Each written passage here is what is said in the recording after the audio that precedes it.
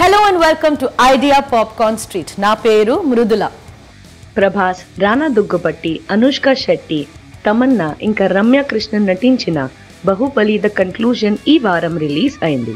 SS Rajamouli direction చేసిన ఈ movie 2015లో వచ్చిన mega hit block buster Baahubali the beginning కి సీక్వెల్.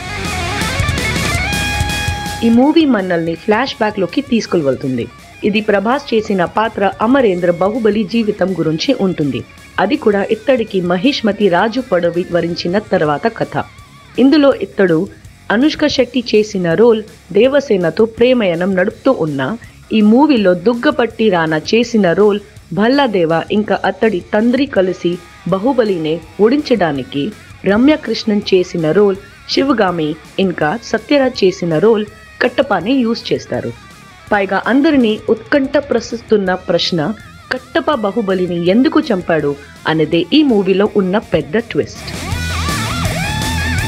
పర్ఫార్మెన్స్ ప్రకారంగా ప్రభాస్ తన పాత్ర అమరేంద్ర బాహుబలి ఒక నిజమైన కింగ్ గా తన కెరియర్లోని అద్భుతమైన యాక్టింగ్ నే ప్రదర్శించాడు.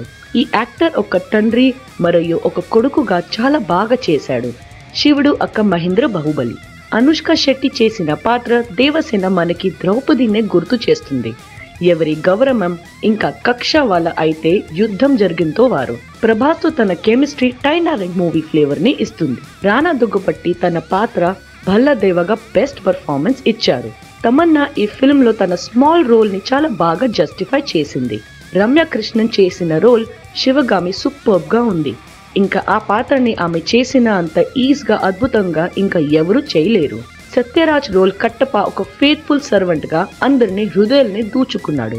ఇంకా మిగిలిన యాక్టర్స్ కూడా చాలా బాగా చేశారు. ఈ మూవీది సినిమాటోగ్రఫీ ఇంకా ఎడిటింగ్ చాలా ఫ్యాబ్యులస్ గా ఉంది. స్క్రీన్ ప్లే ఇంకా డైలాగ్స్ కూడా చాలా చక్కగా రాశారు.